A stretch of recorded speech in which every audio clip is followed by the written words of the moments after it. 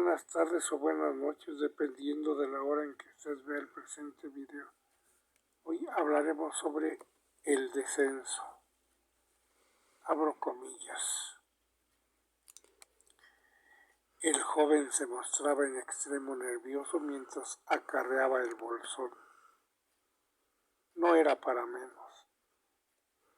Ya había salvado los obstáculos de las vallas exteriores, colándose entre el esqueleto de hierro y cemento. Debía descender rápidamente por aquel hueco negro y llegar, lo más antes posible, al sótano. Hasta el momento la información que le aportaron parecía veraz. En esa hora no había vigilantes. Los guardias nocturnos no se hallaban en sus puestos. Por fortuna estaban ingiriendo su cerveza en la cantina. El hábito se repetía y, como siempre durante ese lapso, violando sus responsabilidades, acudían hasta aquel local. ¿A quién podría ocurrírsele meterse en la obra en construcción?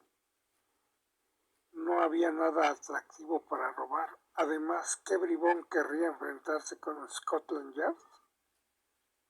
Muy estúpido debía ser para arriesgarse a una severa condena, por no hablar de la ejemplarizante paliza que le aplicarían en la primera estación policial donde lo encerraran. La paga que recibían esos guardias era escasa, pero atendiendo al mínimo riesgo de la tarea le parecía que hacían un conveniente negocio. El tabernero los conocía y les tenía prontas las pintas de cerveza. Siempre bebían de la misma marca y acudían a regalarse ese refrigerio en idéntico horario nocturno. Por esa razón, el cofrade, que durante semanas venía husmeando sus movimientos, pudo pasarle a Fred. Tal era su alias de este sujeto.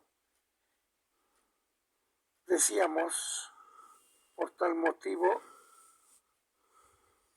el chismoso, el delator, le había pasado ese certero dato a nuestro personaje. Esa noche lo acompañó en el cabriole y le entregó el amplio morral que ocultaba adentro un envoltorio de nylon de color negro fuertemente atado. Lo hicieron bajarse a 1,5 cuadras de la obra en construcción. Los equinos reemprendieron su traquetear y el carro de 2 ruedas se alejó dejándolo en soledad. Debía arreglárselas por su cuenta para entrar allí, arrojar el obsequio macabro y retirarse discretamente. Los 2 custodios nunca tardaban más de 30 minutos en la escapada a la taberna y estaban armados. Él, por el contrario, se hallaba inerme mientras cargaba aquel sórdido bulto. No tenía manera de darles pelea si lo pescaban infraganti. El tiempo apremiaba. Tropezó varias veces entre las sombras con las vigas y los escombros esparcidos en el suelo. Por la mente del muchacho corrían, cual corceles desenfrenados, imágenes y pensamientos. Aquel reducto helaba la sangre hasta el más valiente. Era tan oscuro y opresivo que parecía una antesala al infierno, o más exactamente aún, se asemejaba a las fauces abiertas de una enorme tumba, dentro de cuyo estómago el intruso iba a ser sumergido. No tenía más remedio que avanzar hacia el interior más y más. No podía abandonar el resto humano que yacía en su morral al alcance de cualquiera de los obreros. El mandato impartido devenía muy claro y concreto. Debían tardar semanas en hallarlo. Si ya al día siguiente por la mañana los primeros trabajadores se topaban con aquello, su objeto habría fallado, y Fred no podría permitirse el fracaso. debía caer en saco roto. Su extraordinaria muestra de coraje y lealtad hacia la causa al proponerse para consumar el acto simbólico extremo. La burla suprema. Plantar un trozo del cuerpo de la víctima recién asesinada en los cimientos del nuevo edificio de Scotland Yard. Ningún acólito se había atrevido a ofrecerse cuando el más grande jefe lo requirió. Él, que no participaba del ritual, se enteró por boca de un informante. El líder estaba furioso por la cobardía de sus subalternos, aunque el miedo que paralizaba a estos fuese muy comprensible.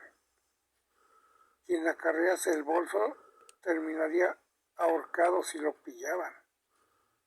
No solo lo considerarían un asesino cruel que desmembraba a mujeres, sino un canalla que había tenido el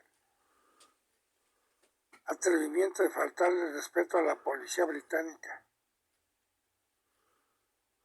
Pero el nuestro tampoco podía ser malo. ¿Qué perdía Fred si era atrapado? Aunque el muchacho conocía su identidad, su posible captura no constituiría demasiado riesgo. Además de que pudiese abrir la boca, los policías integrantes de la secta se encargarían de silenciarlo para siempre. Los procedimientos policiales eran muy rígidos, muy duros y se repetían con idéntico esquema en caso así. Un sujeto aprendido en aquel lugar necesariamente debería ser trasladado a la comisaría donde revisaban secuaces del orden y precisamente allí estaban, camuflados bajo el uniforme azul, dos de los más fanáticos. El prisionero habría tratado de evadirse, pretextarían que ante sus superiores aquellos pérfidos agentes.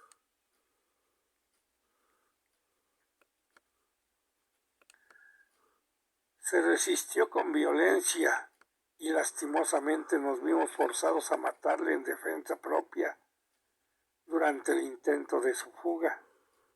Fred depositó en el rincón más recóndito el paquete de nylon negro que contenía el cadáver. El aire enrarecido ya se le había pegado a los pulmones, le producía ahogo y lo hacía toser.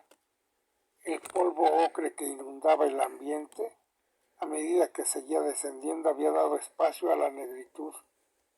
Casi a ciegas abandonó el trasto. No había sitio mejor para que el macabro hallazgo demorase en llevarse a cabo.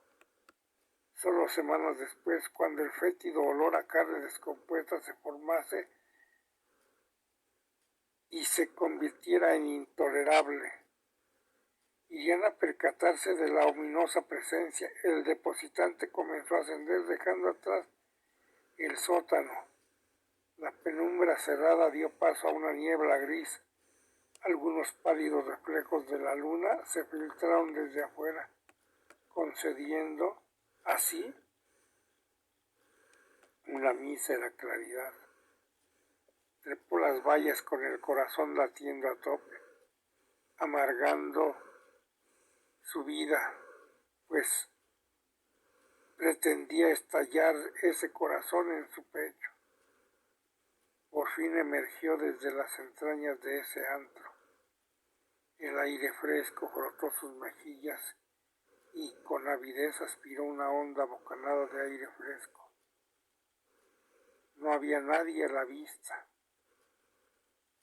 Minutos después ya transitaba a ritmo agitado a través de las calles desiertas.